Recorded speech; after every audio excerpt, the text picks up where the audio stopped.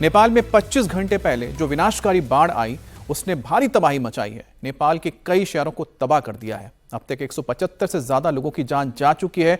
800 से ज्यादा लोग अभी भी लापता हैं, जिसमें 300 भारतीय भी शामिल हैं। अब इनकी तलाश तो की जा रही है। नेपाल की फौज रेस्क्यू ऑपरेशन में लगी है, लेकिन अब तक कोई सुराग नहीं मिल पा रहा है। अब तक करीब 126 लोगों को बचाया गया है। 21 भारतीयों का रेस्क्यू भी हो चुका है। नेपाल के प्रधानमंत्री बालेन्द्र शाह बाढ़ प्रभावित इलाकों का दौरा कर रहे हैं। बाढ़ से हुए नुकसान का आकलन किया जा रहा है। बाढ़ प्रभावित इलाकों में चलाए जा रहे रेस्क्यू ऑपरेशन की मॉनिटरिंग की जा रही है। तो नेपाल में अब तक 826 से ज्यादा लोग लापता बताए जा रहे हैं, जो आंकड़ा बढ़ सकता है। बड़ी बात है भारत के लिए, क्योंकि भारत के 300 नागरिक अभी भी लापता हैं। कल जो विनाशकारी बाढ़ आई थी और उसकी तस्वीरें जब भी आप देखेंगे आपके रोंगटे खड़े हो जाएंगे। इंसान कितना बेबस नजर आएगा कुदरत के सामने, कुदरत के इस प्रलय के सामने। 35 पुल बह गए हैं, 45 पुल टूट गए हैं और उसी तरह से 12 हाइड्रो पावर प्रोजेक्ट पूरी तरह से तबाह हो गए। हाईवे 42 किलोमीटर हाईवे बर्बाद हो गया है। अब तक 165 से ज्यादा मौतें हो चुकी हैं। लेकिन सबसे बड़ा सवाल है कि 300 भारतीय जो अभी तक लापता है, उनके बारे में किस तरह से जानकारी जुटाई जाएगी। जिनके अपने इस वक्त नेपाल में थे, वो अब तक हालत उनकी बहुत ही खराब है, क्योंकि लगातार वो संपर्क करने की कोशिश कर रहे हैं, लेकिन उनको कोई संपर्क नहीं हो पा रहा है। उसका भी आंकड़ा बताएंगे कि भारत के करीब 37 लोग तमिलनाडु से वहां पहुंचे थे, 32 लोग बंगाल से पहुंचे थे और ये सभी नेपाल गए हुए थे घूमने के लिए। कुछ लोग मानसरोवर दर्शन के लिए जा रहे थे, यानी कैलाश मानसरोवर यात्रा के लिए पहुंचे थे। और जिस जगह पे ये बाढ़ आई थी वो जगह है गिरोंग। गिरोंग नेपाल और चीन का वो बॉर्डर पॉइंट है जहां पर फ्रेंडशिप ब्रिज है और यहीं से लोग नेपाल से आगे तिब्बत की ओर रवाना होते हैं। और यहीं पर पहला स्ट्राइक हुआ था इस हिमालयन सुनामी का, फ्लैश फ्लड का। ये अलग अलग तस्वीरें आप देखिए कि किस तरह से नदी का जलस्तर बढ़ने लगा। दरअसल भोटकोशी नदी में सबसे पहले लिंगदेखोला नदी से पानी आया, बाढ़ आई। उसके बाद भक्तकोशी का जलस्तर बढ़ गया और भक्तकोशी की दूसरी जो सहायक नदी थी त्रिशूला, फिर त्रिशूला नदी से पानी बढ़ते हुए सीधे चितवन तक, यानी कि नेपाल के तराई के इलाके तक ये पानी पहुंची। जहां जहां से ये पानी गुजरा है, जहां जहां से ये लहरें गुजरी हैं, अपने साथ इंसान हो, जानवर हो, पेड़ पौधे हो, मकान हो, सब कुछ बहा कर ले गई। और उसी की एक तस्वीर आप देखिए कि किस तरह से पावर प्लांट प्रोजेक्ट के पास लोग मौजूद जान बचाने के लिए भागने लगे पीछे। यहाँ पर करीब 10 से 20 फीट ऊंची लहरें आ रही हैं। अब इसमें इंसान क्या, पेड़ पौधे क्या, मकान तक इसमें नहीं रह सकते। 4 से 5 मंजिला मकानों को इस लहर ने तिनके की तरह अपने साथ बहा कर ले गया। तो ये 6 तस्वीरें आपको हम दिखा रहे हैं जो सैलाब की तस्वीरें हैं, और अलग अलग तस्वीरें आप देख सकते हैं। एक तस्वीर में आप देख सकते हैं किस तरह से पूरी की पूरी इमारत तबाह हो गई। और जो इमारत तबाह होती हुई नजर आ रही है, यही है गिरोंग चेक पोस्ट, जहां से नेपाल और चीन बॉर्डर के लिए लोग आवाजाही करते हैं। इसके अलावा आप गाड़ियों को देख सकते हैं जो तिनके की तरह बह जा रही हैं, तिनके की तरह। और एक तस्वीर जो सबसे महत्वपूर्ण है, देखिए इतना बड़ा एक बोल्डर और इसकी ऊंचाई भी लगभग 2 मंजिला मकान जितनी है और इसका वजन तो आप सोच सकते हैं कितना टन होगा। और ये तिनके की तरह बहती हुई, गेंद की तरह बहती हुई पानी में जा रही है। तो आप सोचिए इतनी ऊंचाई से जब आ रही होंगी, ऐसा मलबा आ रहा होगा, तो इसके सामने जो कुछ भी आया होगा सब कुछ तबाह हो गया होगा। नेपाल में आई तबाही की आपको हम एक्सक्लूसिव तस्वीर भी दिखाते हैं। दिल दहलाने वाली ये तस्वीर नेपाल के रुस्वा की है, जहां अचानक विनाशकारी फ्लैश फ्लड आया। ये देखिए, ये रुस्वागढ़ी जो डिस्ट्रिक्ट है, ये जिला है जो सबसे पहले इस आपदा के सामने था।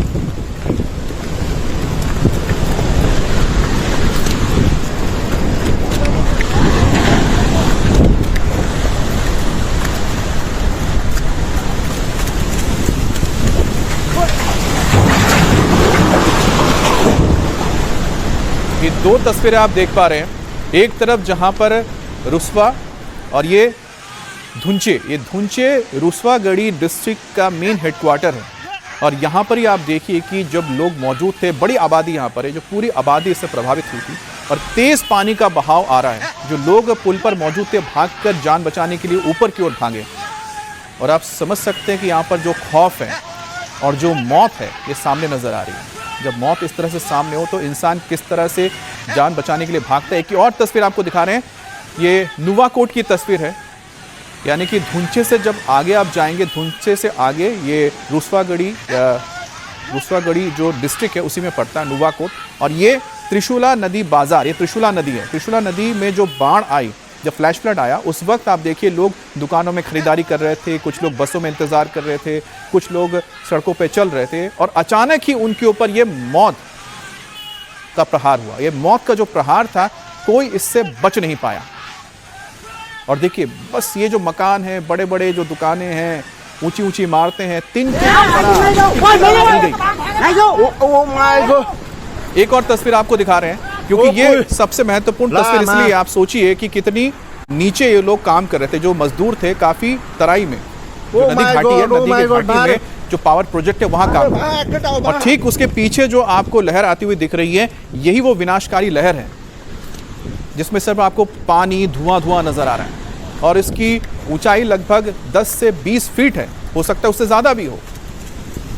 और दूसरी तस्वीर में देखिए कि जब ये आगे की ओर जाती है, आबादी की ओर पहुंचती है, तो अपने सामने पुल हो, सड़कें हो, मकान हो, सबको अपने साथ मिट्टी में मिलाते हुए आगे ले गई। और यही वजह है कि जो मौत का आंकड़ा है लगातार बढ़ता हुआ जा रहा है, और साथ ही साथ जो लापता लोगों की तादाद है वो भी काफ़ी बढ़ गई है। अब नेपाल के जो मंत्री हैं, उन्होंने बयान दिया था संसद में, करीब 8:30 बजे नेपाल में ये भूकंप की खबर आई, और ठीक उसके 3 मिनट बाद ये फ्लैश फ्लड आया। तो नेपाल के रसुआ और नुवाकोट जिलों में जो तबाही की तस्वीर हम आपको दिखा रहे हैं, वो तिब्बत से आई बाढ़ के तेज बहाव में 35 पक्के पुल और 45 सस्पेंशन ब्रिज पूरी तरह से तबाह हो गए। देखिए एक एक करके जो पुल है किस तरह से बहते हुए चले जा रहे हैं। ये सस्पेंशन ब्रिज है, अमूमन इसको लोग पैदल आने जाने के लिए इस्तेमाल करते हैं। अब देखिए एक और इसके सामने जो पुल है, इस पुल का इस्तेमाल लोग गाड़ियों के लिए आने जाने के लिए करते थे। ये किस तरह से पानी में तेज बहाव में बहता हुआ आगे निकल गया। सोचिए कंक्रीट के मोटे मोटे स्लैब और साथ ही साथ कंक्रीट के बने हुए पिलर्स किस तरह से माचिस की तीली की तरह टूट गए और पानी के साथ आगे बहते हुए निकल गए। अब जो लोग दूर थे उन्होंने तो इसकी तस्वीर बना ली, वो तो बच गए। सोचिए जो हम आपको तस्वीर दिखा रहे थे त्रिशूला बाजार के पास, लोगों को तो कोई इल्म ही नहीं था कि उनके पीछे मौत आ रही है। तो ये जो तस्वीर आप देख रहे हैं कि कितना नुकसान नेपाल को हुआ है, और एक बहुत बड़ा इलाका हुआ है जिसमें 2 डिस्ट्रिक्ट हैं। सबसे महत्वपूर्ण है इसमें रुसवा डिस्ट्रिक्ट है, इसके साथ ही यहाँ पर डांडी डिस्ट्रिक्ट, यहाँ पर 2 डिस्ट्रिक्ट हैं जिसपे सबसे ज्यादा असर हुआ है। और खास तौर पे जहां से त्रिशूला नदी गुजरती है, यानी चितवन तक, वहां तक ये तबाही देखने को मिली है। और ये जो पूरा का पूरा इलाका है, करीब अगर नदी के आप रूट को देखते हैं, जहां पर पहला फ्लड का हिट हुआ है वो है गायरोंग, वहां से लेके चितवन तक 100 किलोमीटर से ज्यादा का ये फासला है जो इंपैक्ट हुआ। ये इंपैक्ट एरिया 100 किलोमीटर से ज्यादा का है। अब खराब मौसम और टूटे रास्ते के बीच लोगों की तलाश भी हो रही है। नेपाली सेना ने रसुआ के टिमोरे से आज सुबह 116 लोगों को सुरक्षित निकाला है। इनमें 95 नेपाली हैं और 21 भारतीय लोग हैं जो वहां पर टूरिस्ट के बतौर पहुंचे हुए थे। रेस्क्यू टीमों की परेशानी को हम आप दिखाते हैं, जो तस्वीरें आप देख सकते हैं। आप सोचिए कि ये वो टाउन है जिसका मैं जिक्र कर रहा था। रसुआ में जो धुंचे हैं वो सबसे बड़ा टाउन है, यहीं पर ही लोग आकर रुकते हैं और आसपास घूमने जाते हैं। तो यहाँ पर टूरिस्ट मौजूद थे। बड़ा इलाका था जो नदी, क्योंकि आप जो देख रहे हैं नदी की जो चौड़ाई आपको नजर आ रही है बहुत ही कम थी उस वक्त, लेकिन अचानक बाढ़ आने की वजह से इतना बड़ा हिस्सा जो नदी का नहीं था वो भी अब इस वक्त नदी के मलबे में समा चुका है। यहाँ पर आपको एक एक मकान जो नजर आ रहे हैं इसमें मलबा भरा हुआ है, और जो मलबा है कम से कम 7, 8, 10 फीट तक मलबा है। और इस वक्त जो आपको तबाही नजर आ रही है, आप सोचिए कि क्या इसमें कोई बचा होगा। जो जाने बची होंगी उन्होंने समझ लिया होगा तो भागकर ऊंचाई पर पहुंच गए थे। लेकिन जिस वक्त ये आया था फ्लैश फ्लड, उसकी तस्वीर देखिए। ये जो आप फ्लैश फ्लड की तस्वीर देख रहे हैं, ये ठीक वो जगह जहां पर हाइड्रो पावर प्रोजेक्ट्स का काम चल रहा था। गिरोंग चेक पोस्ट नेपाल और चाइना बॉर्डर से ठीक आगे जाके ये पावर प्लांट था जहां पर इंपैक्ट नजर आ रहा है। पूरा का पूरा जो हिस्सा था वो पूरी तरह से तबाह हो चुका है। और ठीक जब ये पानी आगे निकलकर भोटे कोशी से त्रिशूला नदी में पानी का जलस्तर बढ़ा, उसके बाद आप देखिए कि धुंचे हो, इसके अलावा नुवाकोट हो या साथ ही ढांडी बेसी हो, ये सारे जो इलाके हैं ये इस फ्लैश फ्लड से तबाह हो गए। और अब जो यहाँ पर रेस्क्यू ऑपरेशन चलाया जा रहा है, सबसे बड़ा काम यही है कि जो मलबे में लोग दबे हुए हैं उनको कैसे निकाला जाए बाहर। अब उनके जिंदा बचने के भी जो आप उम्मीद कर सकते हैं वो सिर्फ भगवान भरोसे ही है। दरअसल तिब्बत में बर्फ ने एक तरह से बम बनकर तबाही मचाई है। न्यूयॉर्क टाइम्स में एक लेख छपा है जिसमें भूगर्भ वैज्ञानिक यानी कि जियोलॉजिस्ट जो हैं उनके हवाले से दावा किया जा रहा है कि तिब्बत में 2000 फीट चौड़े ग्लेशियर का हिस्सा टूटने से तबाही आई है। 17,000 फीट की ऊंचाई से नीचे यह ग्लेशियर का बर्फ गिरा है, उसके बाद तबाही आई है। वहीं कनाडा के कैलगरी यूनिवर्सिटी के एक्सपर्ट ने बहुत बड़ा दावा किया और उन्होंने कहा कि 4000 फीट नीचे गिरकर तिब्बत के लौंदे खोला नदी में यह बर्फ पहुंचा है। जहां पर बर्फ का टुकड़ा गिरा वहां पर बम विस्फोट जैसा असर हुआ है। यह तस्वीर बहुत महत्वपूर्ण हम आपको दिखा रहे हैं।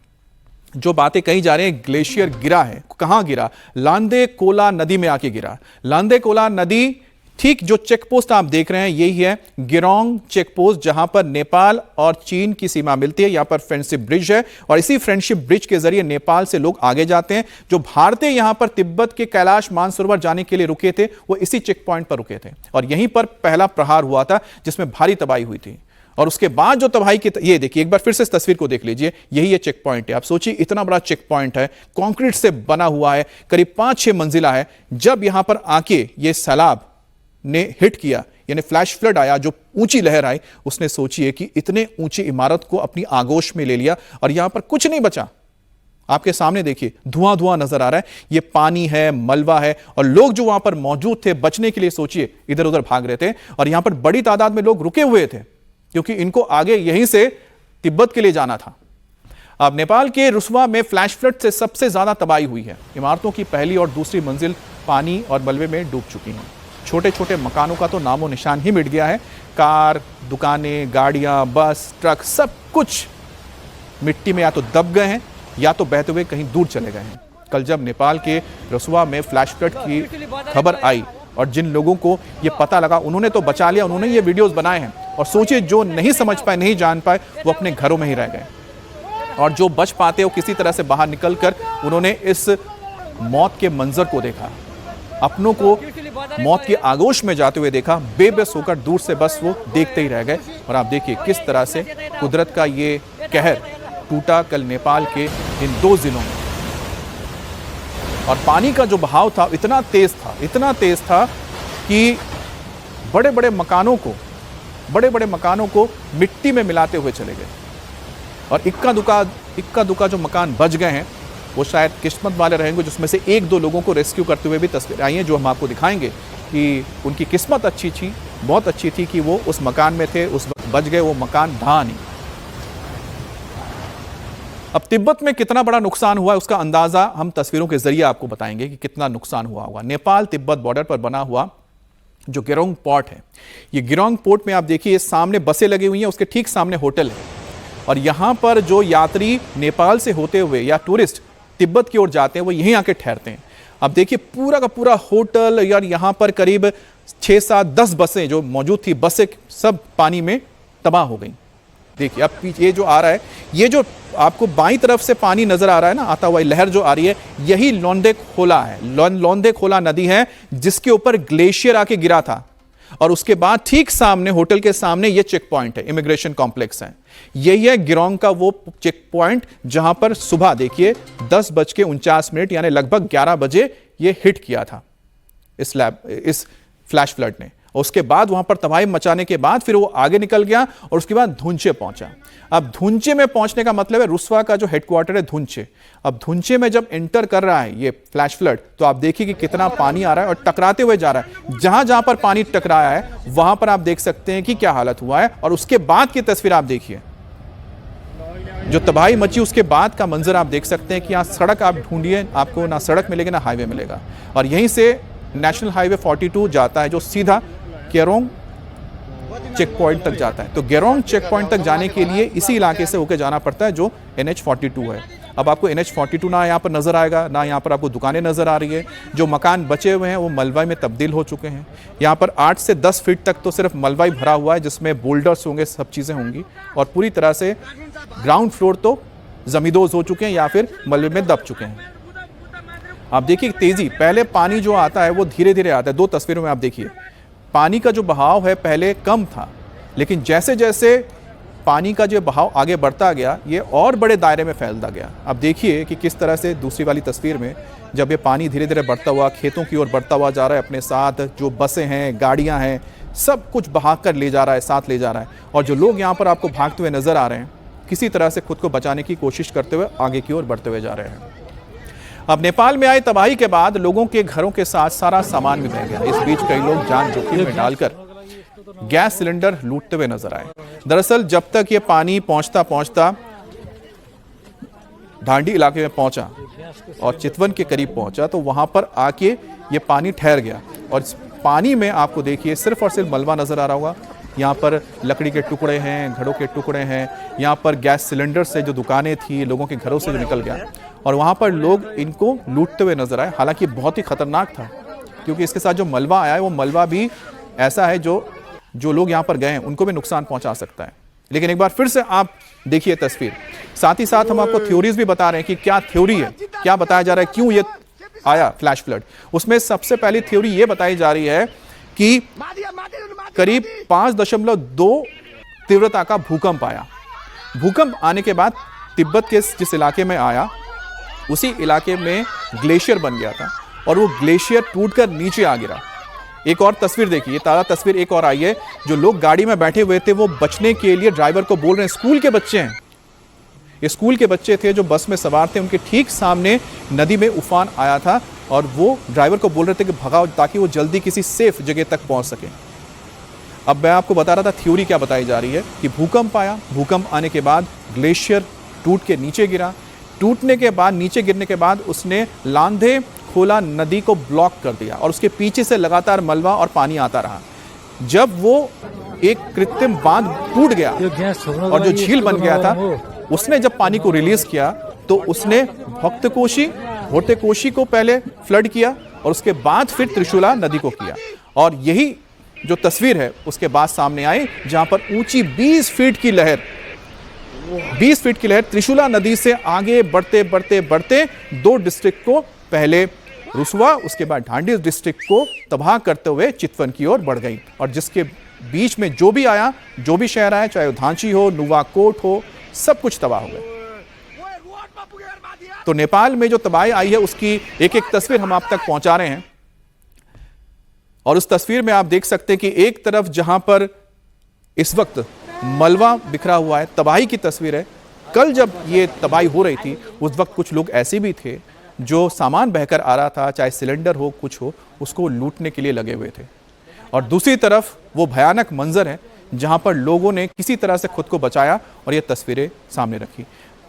अब आपको हम ये लाइव तस्वीरें दिखा रहे हैं नेपाल की, और जाहिर सी बात है कि ये धुंचे की तस्वीर लग रही है, क्योंकि धुंचे एक सबसे बड़ा हेडक्वार्टर है रुसवा डिस्ट्रिक्ट का, और रुसवा गढ़ी से ही आगे चेक पॉइंट पड़ता है, गैरोंग जो चेक पॉइंट है, और इस इलाके में सबसे पहले आकर लोग ठहरते हैं क्योंकि यही सबसे बड़ा शहर है। इससे 54 किलोमीटर आगे, करीब 54 किलोमीटर जब आगे जाते हैं धुंचे से, जो तस्वीर हम आपको दिखा रहे हैं, वहाँ पर किरोंग पोस्ट पड़ता है जो बॉर्डर पॉइंट है नेपाल और चीन के लिए। अब धुंचे देखिए एक बड़ा यहाँ पर कस्बा है।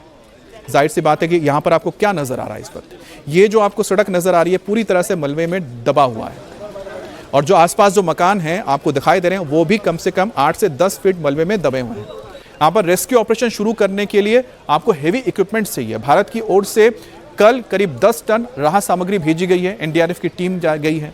इसके अलावा C-17 ग्लोब मास्टर के जरिए एक बार फिर से करीब 37 टन सामग्री भेजी गई है नेपाल की मदद के लिए, और साथ ही रेस्क्यू के लिए लोग भी गए हैं। अब यहाँ पर जब रेस्क्यू शुरू किया जाएगा उसके लिए आपको हेवी मशीनरी चाहिए इतना मलबा हटाने के लिए, नहीं तो यहाँ पर आप कर नहीं सकते। एक एक मकान आप देखिए कि कुछ मकान तो ऐसे हैं जो पूरी तरह से जमींदोज हो चुके हैं। हो सकता है कि वो 2 मंजिला रहे हों या 3 मंजिला रहे हों, क्योंकि ये हिली एरिया है, तो जो नदी के जितने पास रहा होगा उसको ज़्यादा नुकसान पहुंचा होगा, जो जितना आगे या पीछे रहा होगा, ऊंचाई पर रहा होगा, उसको कम नुकसान पहुंचा होगा। लेकिन यहां पर कोई फिलहाल जिंदगी आपको नजर नहीं आ रही होगी। अभी तक इन मकानों के अंदर जाने का काम भी शुरू नहीं हुआ है, क्योंकि जो यहां पर गाद जो जमा है, मलबा जमा है, वो बहुत अभी नरम है। अगर यहां पर कोई जाएगा भी बचाने के लिए तो हो सकता है वो भी इसके अंदर दब जाए। इसी वजह से इंतजार किया जा रहा है कि कोई इक्विपमेंट होगा, उसके बाद यहां पर रेस्क्यू ऑपरेशन शुरू होगा। और ये 6 तस्वीरें ये जो हम आपको दिखा रहे हैं, 6 तस्वीरों में आप देख सकते हैं कल की जो तबाही थी वो तबाही कैसी थी, कितनी भयानक थी। नेपाल में आई त्रासदी में भारत एक मजबूत और भरोसेमंद पड़ोसी की तरह खड़ा है। नेपाल को हर संभव मदद दिया जा रहा है। नेपाल में बाढ़ ने जैसे तबाही मचाई है, इसके बीच भारत ने राहत सामग्री की दूसरी खेप नेपाल रवाना कर दी है। 37 टन राहत सामग्री भेजी गई है। भारत अपने पड़ोसी होने का दायित्व निभा रहा है। जरूरी दवाएं, सामान, खाने का सामान सब कुछ भेजा जा रहा है। इससे पहले बुधवार को भारत ने C-130J हरक्यूलिस विमान के जरिए 10 टन राहत सामग्री भेजी थी, जो कल रात को ही काठमांडू पहुंच गई थी। और आज C-17 ग्लोब मास्टर के जरिए करीब 37 टन सामान भेजा गया है। तो कुल मिलाकर भारत ने अब तक 50 टन के करीब सामान भेज दिया है, राहत सामग्री नेपाल को भेज दिया। और सरकार की ओर से, यानी कि प्रधानमंत्री की ओर से जब बात की गई थी नेपाल के प्रधानमंत्री बालन शाह से, तो हर संभव मदद का भरोसा दिया गया था, यानी कि जरूरत पड़ेगी तो भारत और भी मदद भेजेगा। और भारत ही पहला, आप कह सकते हैं कि रेस्पॉन्डर रहा है, यानी कि नेपाल को जो सबसे पहले मदद पहुंची है, भारत से ही पहुंची है। और भारत ने अपना दायित्व समझते हुए पड़ोसी होने के नाते सबसे पहले मदद के लिए हाथ भी बढ़ाया, जो पहले भी करता रहा है और आगे भी करने के लिए तैयार है। यहां पर कुछ रेस्क्यू की तस्वीरें भी आप देख रहे हैं, और एक बार फिर से लाइव तस्वीरों में देखिए। कहीं पर आपको सिलेंडर पड़े हुए नजर आ रहे होंगे, कहीं पर आपको पत्थर नजर आ रहे होंगे, गाड़ियों के टुकड़े पड़े हुए हैं, मकानों का मलबा पड़ा हुआ है। और इसी के बीच बीच में कहीं पर आपको कुछ तस्वीरें जो आ रही हैं सोशल मीडिया में भी देखने के लिए, और काफ़ी दुखद महसूस होता है कि जो लोगों की शव हैं वो भी यहाँ पर इसी तरह से मलबे में पड़े हुए मिल रहे हैं, जिनको अभी तक रेस्क्यू नहीं किया जा सका है। लेकिन फिलहाल कोशिश यही है कि जो तबाही हुई है उससे लोगों को किस तरह से आगे ले जाया जाए, और जिनको मदद की ज़रूरत है उन तक मदद पहुँचाई जाए। लेकिन अभी रिकंस्ट्रक्शन करने में बहुत वक्त लग जाएगा। अभी जो सामने जो आप तस्वीर देख रहे हैं, ये देखिए, एक ट्रक यहाँ पर मौजूद है। इस ट्रक में जो सामान है जैसा था वैसा ही पड़ा हुआ है, और साथ ही साथ उसके आसपास आपको जो नज़र आ रही है तस्वीरें, वो सिर्फ और सिर्फ यही बता रही हैं कि कभी यहाँ पर आबादी हुआ करती थी, कभी यहाँ पर एक हंसता खेलता शहर हुआ करता था, जो इस वक्त पूरी तरह से निस्तब्ध हो गया है, और यहाँ पर जिंदगी के नामो निशान नहीं बचा है। तो नेपाल की हम ये तस्वीरें दिखा रहे हैं। नेपाल में कल सुबह ये तबाही हुई थी, और तबाही की जो तस्वीर सबसे पहले आई थी 8:30 बजे। बताया गया कि नेपाल की सरकार की ओर से जो जानकारी वहां के संसद में दी गई थी कि करीब 8:30 बजे भूकंप की खबर आई, और भूकंप आने के ठीक 3 मिनट बाद ही फ्लैश फ्लड ने हिट कर दिया था। और फ्लैश फ्लड ने जो सबसे पहले हिट किया था वो था गिरोंग चेक पोस्ट, जो नेपाल और चीन के बीच की सीमा है, जहां फ्रेंडशिप ब्रिज है, और फ्रेंडशिप ब्रिज में ही पहला हिट हुआ था ठीक 3 मिनट बाद भूकंप आने के। और वहां से इसे करीब 100 किलोमीटर के रास्ते को तय करने में चंद मिनटों का ही वक्त लगा था। चंद मिनट में करीब 100 किलोमीटर का जो एक हिस्सा था वो पूरी तरह से तबाह हो गया। क्योंकि 100 किलोमीटर हम बता रहे हैं गिरोंग से लेके डांडी बेसी तक। डांडी बेसी वो डिस्ट्रिक्ट है जो तराई में पड़ता है, और यहां तक ही बताया जा रहा है कि सबसे ज्यादा इंपैक्ट देखने को मिला है इस फ्लैश फ्लड की वजह से। और यहीं से त्रिशूला नदी पहाड़ों से आते आते सीधा मैदान के या फिर तराई के इलाकों में पहुंचती है। एक और तस्वीर आपको दिखा रहे हैं। यहां पर आपको अगर कुछ समझ में आ रहा होगा तो लाइव तस्वीर जो आप देख पा रहे हैं, यहां पर आप देखिए कि एक यहां पर पेड़ नजर आ रहा है। पेड़ के नीचे कुछ शायद कोई मकान हुआ करता था, अब उसका शायद एक दरवाजा यहां दिखाई दे रहा है। ऊपर जो टीन के शेड्स थे वो भी इस वक्त मलबे में ढके हुए नजर आ रहे हैं, यानी पानी यहां तक पहुंचा होगा, और पानी जब उतरा है उसके बाद ये बचा हुआ है। तो कल जो सैलाब आया था, फ्लैश फ्लड आया, उसके अब तबाही की एक एक तस्वीर निकलकर सामने आ रही है। अब सबसे बड़ी बात होगी, क्योंकि ये देखिए यहाँ पर एक रेस्क्यू किया जा रहा है। ये मकान आप देख पा रहे होंगे, मकान में नीचे का जो पूरा हिस्सा है, नीचे के जो फ्लोर्स हैं वो मलबे में दबे हुए हैं, और ऊपर लोगों को रस्सी के सहारे यहाँ पर इस वक्त लाया जा रहा है, क्योंकि जमीन में कोई उतरने के लिए अब जगह जा नहीं सकता, क्योंकि जो अभी तक जो गाद है वो बहुत लूज है। अब यहाँ पर कोई भी उतरने की कोशिश करेगा, वही अंदर करीब 10 फीट या 8 फीट का जो एक मलबा दबा हुआ है, मलबे के अंदर चला जाएगा। इसी वजह से जहां तक जा सकते हैं रस्सी के सहारे लोगों को रेस्क्यू किया जा रहा है, या फिर हेलीकॉप्टर के जरिए। और एक और तस्वीर आप देखिए कि अभी भी नदी में जो पानी है काफ़ी ज़्यादा है, लेकिन ये जो गाद आपको नज़र आ रहा है उसकी सबसे बड़ी वजह है क्योंकि अभी भी जो मलबा है वो कम नहीं हुआ। मलबा लगातार ऊपर के इलाकों से यानी तिब्बत के इलाके से नीचे नेपाल की ओर, तराई की ओर बहता हुआ आ रहा है।